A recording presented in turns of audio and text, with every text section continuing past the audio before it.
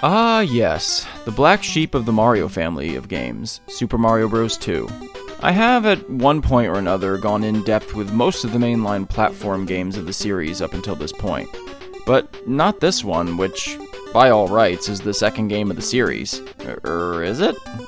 Okay, so we all know the story by now. Super Mario Bros. 2 in Japan was, of course, much like its predecessor in both aesthetic and gameplay, with much harder levels than the first, and the option to play as either Mario or Luigi, who controlled just slightly differently.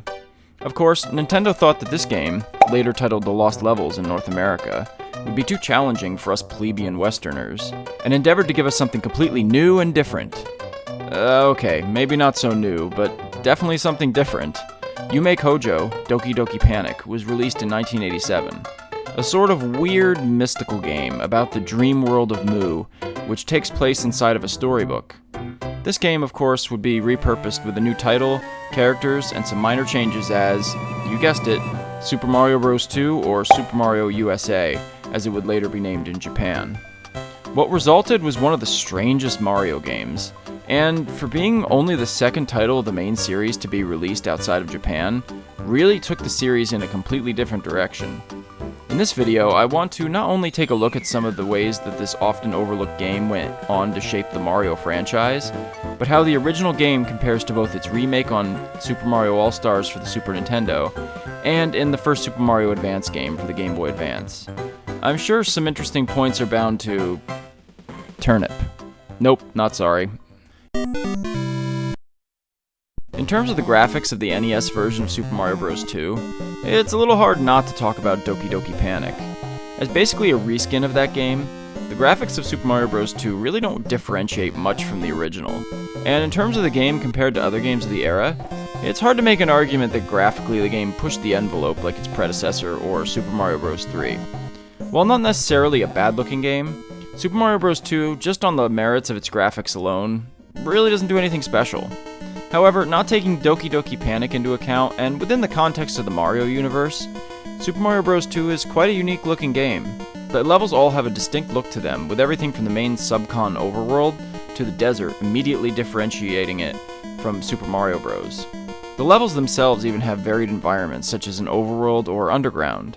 It also introduced new enemies that would become staples of future games, like Shy Guys, Ninjas, and Bob-ombs, and was the first Mario game to actually differentiate Mario and Luigi from each other, aside from a simple palette swap. To me, the All-Stars version is far superior graphically. The backgrounds and sprites are much more detailed, and the objects in the environment, in some cases, are a vast improvement on the original, which at times is almost hard to look at. There's lots of great little moments where bright colors flash, such as hitting a boss, or when playing the roulette at the end of the level, which really pops on the Super Nintendo. The animations look smoother, whether it's grasses and cherries floating in the breeze, or a boss making a funny expression as you toss a vegetable at them. The original Super Mario Bros. 2, I find, looks quite dark at times, in contrast to the All-Stars version with its bright colors and vivid detail. With Super Mario Advance, Nintendo very much took the aesthetic of the All-Stars version of Super Mario Bros. 2 and added some new tweaks. Several changes were made to the title screen, removing the storybook intro in favor of an animation of Mario, Luigi, Toad, and Peach, and the menu for selecting characters, as well as one displaying the levels, was added. New areas and platforms were added in most of the levels, and certain animations, such as collecting a cherry, charging a jump, or Birdo's eggs, among others, were changed. While some of these changes, particularly some of the new animations and the addition of giant enemies and items, were welcome as a new way to experience the game, the overall look of the game, honestly, pales in comparison to the All-Stars version. And I literally mean pales. The colors in Super Mario Advance look a bit washed out to my eyes, when compared to the richer, warmer look of the Super Nintendo version. I'll let you be the judge here, as it sort of comes down to personal preference, but for my money, the Super Mario All-Stars version is the best looking version of Super Mario Bros. 2. Super Mario Bros. 2's score, like its predecessor, was composed by Koji Kondo, who once again brought the world to life with memorable tunes like the ragtime bounce of the title theme, the mystical overworld theme, and dark eastern tones of the underground. Super Mario Bros. 2 once again showcases Kondo's knack for, well, creating some pretty darn memorable and catchy tunes. The sound effects once again complement the music and the gameplay really well. Everything from the squishy sound of pulling up vegetables to the slippery sound of climbing up a vine, giving a new feel to the game. Some sound effects returned from the previous game, that help to Mario-fy the game, like when jumping or collecting coins. Super Mario All-Stars drastically improves upon the music and sound of the original. Much the same way as I stated in my comparison of the first Super Mario Bros. Games, shameless plug, the overall sound of the remake is warmer, richer, and more atmospheric than its predecessor, removing that static quality and really utilizing the best of the Super NES sound chip. The sound effects are also an improvement. I find that the dull fart sound of picking up an item or enemy, and the resulting click of tossing it to be immensely satisfying, as well as stuff like the creaking sound of opening a door or hitting a boss like Birdo with an egg. In the case of Super Mario Advance, the vegetable grass isn't necessarily greener on the other side, or in this case, the console. To be completely fair to Super Mario Advance and honest about my own personal bias here, I find the overall sound quality of the Game Boy Advance in general to be a bit rough. This is entirely attributed to the Game Boy Advance's lousy speaker, which for the time was okay, but nowadays, yeesh. The sound is very grainy and tinny. This is by no means a criticism of the compositions themselves. Indeed, there's some amazing stuff on the Game Boy Advance, and Nintendo did the best with what was capable on the hardware. But in my view, the overall sound suffers from the compression required for the Game Boy Advance's speaker. However, the overall sound of the game isn't the only issue. Voice acting was added, which at best is mildly amusing. I am the Great Wart! Ha ha ha! And at worst, just plain annoying. To me, the All-Stars version is vastly superior in this regard. Super Mario Bros. 2 was a first for the series in a few different ways. It was the first Mario game to feature multiple playable characters in Mario, Luigi, Toad, and Princess Toadstool, each with their own playstyle. Mario was the most well-rounded character. Luigi jumped the highest, a feature that would become a mainstay for the two brothers in future games. Toad was the fastest and the strongest, and the princess could float for a short time in the air. These differences made playing as each of the characters interesting and different, with each character having an advantage based on what level is being played. Additionally, Super Mario Bros. 2 was the first Mario game that featured backtracking. While not as much of a necessity as in a game like Metroid, it allowed for more exploration than the first game, and allowed the player to find little hidden areas. Jumping on enemies no longer defeats them. Instead, the player has to pluck vegetables from the ground and toss them at enemies or pick them up and throw them. The same is true for bosses, which usually involves throwing eggs or other objects at them. Super Mario Bros. 2 also differentiated itself from the first game with more vertical platforming and multiple environments for each level. This made the game feel larger and more open.